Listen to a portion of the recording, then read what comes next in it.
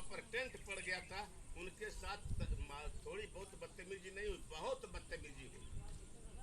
वहाँ पर आग लगा दी गई, ऐतिहासिक किसान आंदोलन के बारे में बात रखते हुए काट दिए गए और वहाँ पर जमीन मकान बचाओ के अध्यक्ष कीलें गाड़ दी गई, रामनारायण यादव कीलें गाड़ दी गई। वहाँ पर महिलाएं भी थी और पुरुष भी थे, फिर भी वो लोग सीना ताने खड़े थे। फिर उन्होंने अगल बगल के गुंडों को भी ला करके लोगों के ऊपर हमला भी करवाया। उसके बाद भी जब नहीं हटा तो उन्होंने फोर्स लगा दिया, गोली चला दो। फोर्स वालों ने अपनी नाल को नीचे कर दिया कि हमारे ही परिवार के लोग, हम गोली किस पर चलाएं। अरे भाई, अगर दिल्ली में कोई सिपाही है, कोई दरोगा है, कोई कुछ है, तो हमारे ही परिवार से न है। तो वो अगर उसके गांव का अगर एक आदमी चला जाएगा, मान लिया जाए कि मैं वहां पर कुछ सिपाही हूँ, अब मेरे गांव के ही आज जो अध्यक्षा करिए माता धर्मी जी, अगर आया कोई कहे कि गोली मार दो, मेरा तो दिल यही कहेगा तुलट कर उसी को गोली मारूं, क्योंकि मुझसे ही मेरी माँ की हत्या करवा रहा है। और यही जवानों ने सोचा और अपनी नाल को नीचा कर दिया कि हम ऐसा नहीं कर सकते, क्योंकि हमारा ही परिवार है, हम अपने परिवार पर गोली नहीं चला सकते। सरकार चारों तरफ से हताश, जब हताश हो गई कि अब ये लोग मानने वाले नहीं हैं, हालांकि बड़ी साजिश किया था। मैं एक बात और भी बता दूं, 26 जनवरी के दिन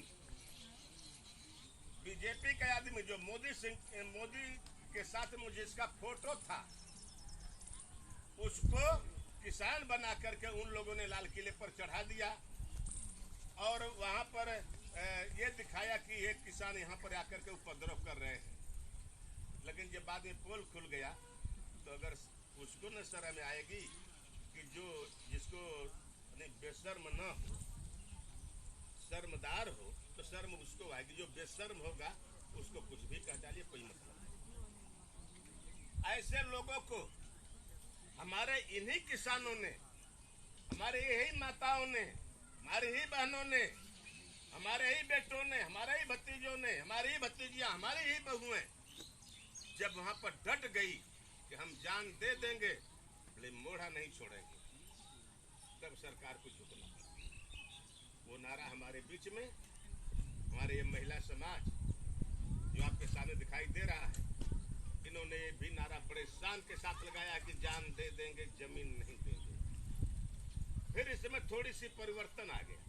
कुछ महिलाओं ने उस पर एक नारा लगा दिया कि ना हम जान देंगे और ना जमीन देंगे, अगर कोई हमारे सामने आएगा तो उसकी जान ले सकते हैं अगर मौका आ जाएगा तो।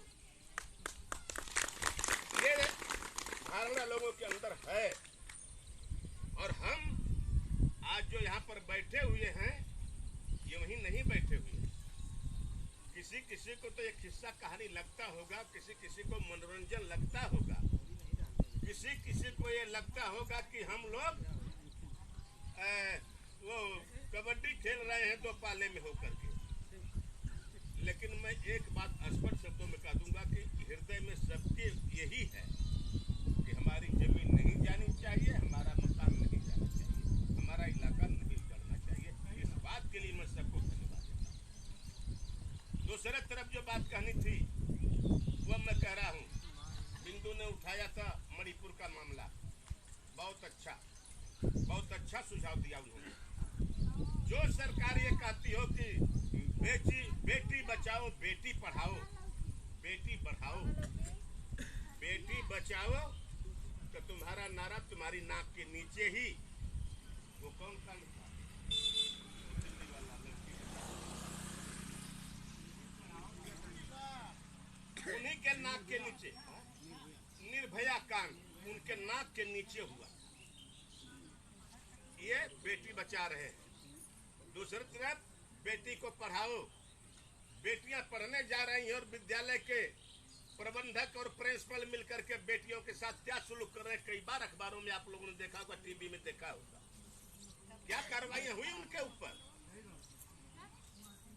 और बेटी बढ़ाओ, बेटी बढ़ाओ की क्या तो बात आ जाती है कि बेटी को आगे बढ़ाओ या बेटी की संख्या बढ़ाओ।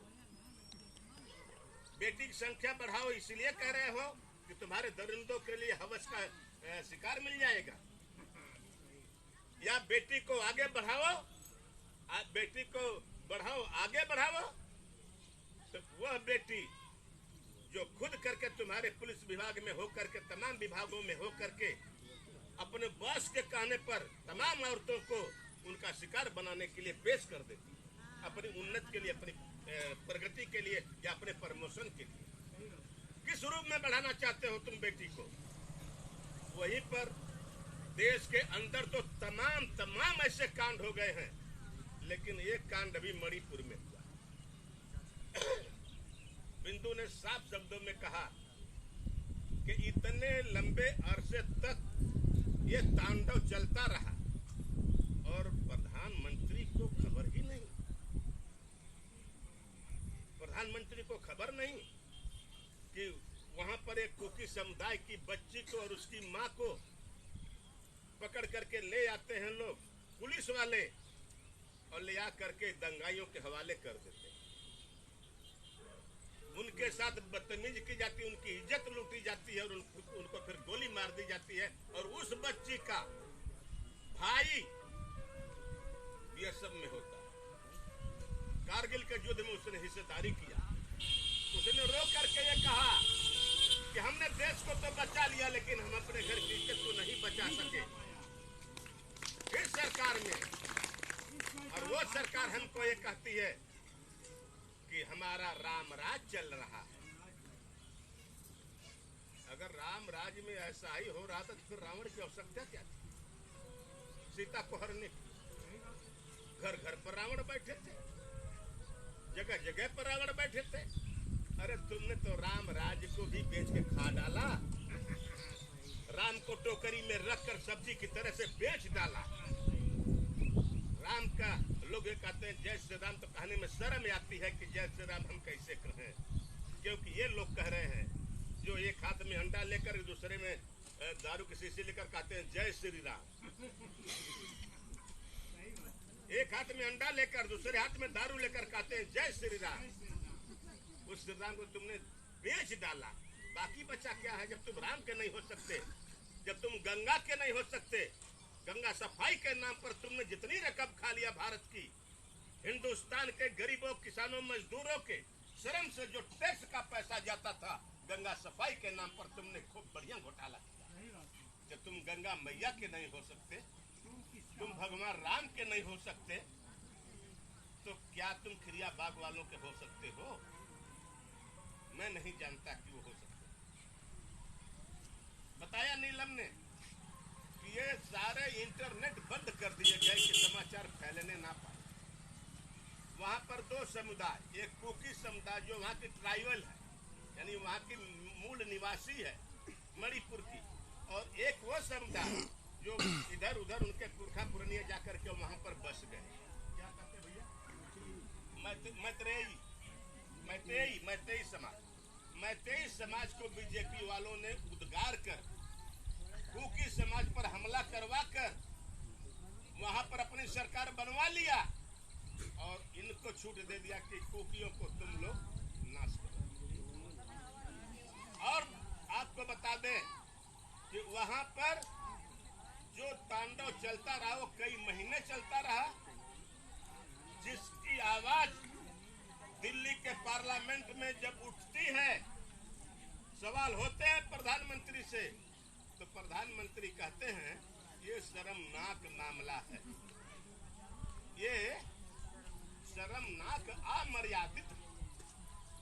अरे तेरे जैसे आदमी को अगर ये अमर्यादित लग रहा है तो तुमने आज तक बोला, तेरे हाथ में पावर, तू जो चाहता कर लेता, लेकिन क्यों तुमने कुछ नहीं किया? एक बात मैं ये पूछना चाहता हूँ, मोदी जी के इन बातों को लेकर के अगर कोई भ्रम में हो कि मोदी जी को नहीं पता था, तो मोदी जी का ही वहां पर मुख्यमंत्री था है। हम लोगों ने संयुक्त किसान मोर्चा ने आजमगढ़ में बैठक किया, हम लोगों ने डीएम को मांग पत्रक दिया और उसमें मांग पत्रक में ही मणिपुर की ही बात पर हमने मांग पत्रक दिया है और उस मुख्यमंत्री को हमने राष्ट्रपति से मांग किया है उस मुख्यमंत्री को भी बर्खास्त किया जाए और इस प्रधानमंत्री को भी बर्खास्त किया जाए। इनको गृह मंत्री को भी, ये तीनों लोगों को पद पर बने रहने का कोई औचित्य नहीं लगता कि ये लोग रहें। दोस्तों, हमारे देश के अंदर एक ऐसा समाज रहता है जो इसी धरती से पैदा होता है और इसी धरती में समा जाता है। आप उभरता है तो बड़े आराम से हमारे किसी वक्ता ने कहा था कि कुएं में गगरा, अब कहाँ गगरा चला तो भाई अब तो अरे क्या कहते हैं इसको, ऐंठ दीजिए और पानी गिरने लगा। अब लोग क्या जाने कि कैसा गगरा होता, कैसी गगरी होती, कैसी उबहन होती है, नहीं पता। लेकिन जब लोटा पुनवासी जाते थे हम लोग भरूच के थाने, तो वो इनारे में इतना लोटा खड़भड़ा है कि मालूम हो कि यहाँ पर पूरा कोई बाजा बज रहा है। उस वक्त आवाज आती थी। तो हमारे इस समाज में भी किसी न किसी मुद्दे को लेकर के आवाज उठती रहती है, आपस में टकराव होते रहते हैं, आपस में मेल होते रहते हैं, ये सारी चीजें होती रहती हैं। लेकिन उस वक्त जो होता था उन लोगों की सोच गंदी नहीं हुआ करती थी और आज के लोगों की सोच बहुत गंदी है। तब अगर मर्दों में कहीं बात भिड़ जाती थी तो लोग कहते थे चल भैया तो निपटा ले, तो के समझ ले। तो क्या करें कि दो चार लठिया ले लें और चल जाए, उनकी केन बड़ी बड़ी पगड़ी बांध लें। लेकिन सुतले आदमी का कब्बो ना मारे लोग। ये पुरानियों से पूछ ले आप लोग, अगर सुतल है तो उनके खटिया में लाठी से टक दे मारे, जब उठ के बैठे तो कहें भैया तो के मारा यार। तो वो कहे आदमी कि भैया महंगाई में है सूरती हो तनी बनाता। तो ये जो मारने जाते थे ये लोग सूरती बना कर देते थे, वो आदमी सूरती खाता था, घर छोड़कर खेत में जाते थे। सब लोग बैठते थे, दो आदमी भिड़ते थे और जो गिर जाता था उसके ऊपर वार नहीं होता था, क्योंकि मर्दों की शान मारी जाती। उस वक्त ये लोग कहते थे। और आज अगर जरा सी बात हुई, हमने ये कह दिया कि फलाने तुम्हार लड़का बड़ा बदतमीज है, अगर वो जाग काने करे फलाने का तो बड़ा बदतमीज हो गए, तो कल साल को मेड इन बमहौर से समझूंगा, मेड इन बमहौर समझूंगा, यानी कट्टा मैं उससे समझूंगा उसको। ये अंतर तब के अब के लोगों में आ गया। तब का राजा अगर ये जान जाता था कि मेरे राज्य में कहीं ऐसा कुछ हो गया है तो वो तुरंत उस पर एक्शन लेता था। और वर्तमान की बात करते हम आज के लगभग 40-40 साल पहले की बात होगी है, 50 साल पहले की बात होगी। लाल बहादुर शास्त्री रेल मंत्री थे और रेलवे कहीं इस एक्सीडेंट में आ गई, उन्होंने इस्तीफा दे दिया कि मैं नाकाम रहा रेलवे का मंत्री बनने से। वो धारा थी, वो ईमानदारी थी। और यहाँ तो सब कुछ होता रहे, लेकिन जब वही कहानी है कि चमड़ा के बेरा और कुकुर रखवाल, कितना ईमानदारी वो बरतेगा। अगर चमड़ा का बेरा लगा तो कुकुर इसका रखवाली करे तो कितना ईमानदार हो सकता। तो ये ही हाल हमारे देश की है।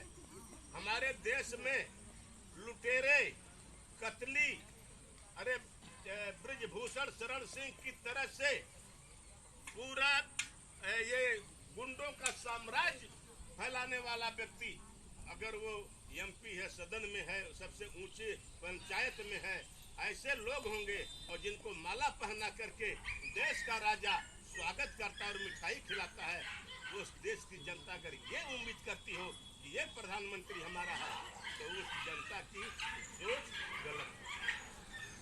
मैं ये कहता हूँ कि जो भी कुछ हो रहा है सिर्फ आज के साथ नहीं हो रहा। अभी बनारस में एक मकान था गांधी का, विनोबा भावे का और तमाम लोगों का, जो वहाँ पर किताब रखी गई थी। एक स्थल था जो एक आ जाता था कि वहाँ पर लोग जाके अध्ययन करते थे बगैर किसी नोटिस को। सारी किताबें सब कुछ निकाल कर बाहर फेंक दिया गया। सर्व सेवा संघ। अभी बुलडोजर नहीं लगा, अभी बुलडोजर नहीं लगा, उस पर बुलडोजर लगने वाला है। बनारस में है। कभी विरोध किया।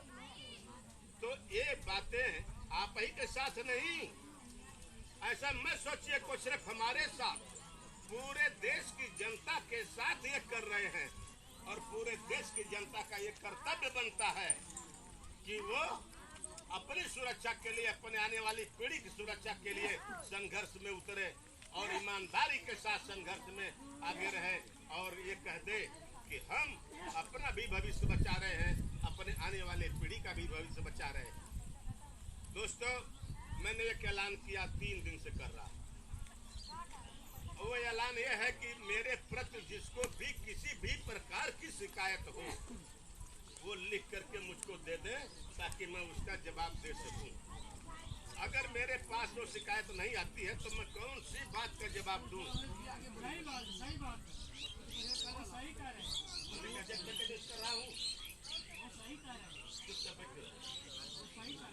एक बात, तुम बैठोगी या नहीं बैठोगी जी? मैं ये कह रहा हूँ हमारे और आपके बीच में भैया दुख आ गल बाटे, ये लोग शायद तो आपको मैं एक बात और कह दूं कि हम लोग 9 तारीख को संयुक्त मोर्चे का आह्वान है पूरे देश में किसान और मजदूर जिला मुख्यालय पर या नजदीक तहसील पर वहां पर धरना देंगे 1 दिन का।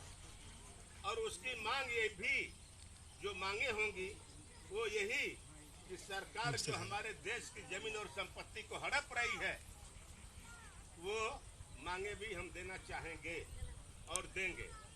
तमाम ऐसी चीजें हैं कि जो मैं बताने में थोड़ा सा कर रहा हूँ। जैसे 31 जुलाई मुंशी प्रेमचंद जयंती, जो किसानों और मजदूरों के ही विषय में जिनकी लेखनी चली है उनकी जयंती है। आप सब लोग यहीं पर उनकी जयंती मनाएंगे और इसके साथ जो भी और आगे के प्रोग्राम होंगे मुझको चॉक आउट करेंगे, आप लोगों को बताएंगे। मैं पुनः एक बात, किसी ने कहा था कि हमारा धरना कमजोर या कम हो रहा है, अच्छा 2 दिन जो आया वो फिर नहीं आया। अरे भाई, अगर कहीं किसी तरफ से थोड़ा बहुत 2-4 की संख्या कम हो गई हो तो बात अलग की है, लेकिन धन्यवाद देना चाहूंगा मैं इन लोगों को। इनकी संख्या पुरुषों की संख्या से तिगुनी है। अब पुरुषों को सोचना चाहिए कि इनकी संख्या तिगुनी है तो हम क्या करें। संघर्षों के असली यही हैं, इसलिए इनकी रक्षा करना बहुत जरूरी है। और औरतों को सीधे कह रहा हूँ, औरतों को या महिलाओं को, जिसको मैं यहीं पर मेरी तमाम चाची हैं, मेरी आजी हैं, परपाजी यहाँ पर तमाम लोग हैं, मैं उनको धरती माता समझता हूँ। जिस धरती माता के लिए मैं लड़ रहा हूँ वो मेरी धरती माता है। मैं इसलिए कहता हूँ कि उनका सम्मान मेरे दिल में है। मैं उनका सम्मान करते हुए अपनी बात को यहीं पर पुनः आप लोगों को धन्यवाद देते हुए अपनी बात खत्म करता हूँ। जय संघर्ष। ये रहे जमीन मकान बचाओ संयुक्त किसान मोर्चा के रामयन यादव जी और संचालक। जिंदाबाद जिंदाबाद जिंदाबाद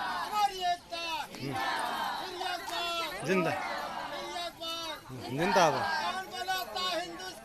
भारत का मजदूर किसान, भारत का मजदूर किसान, निकलो घरों मकानों से,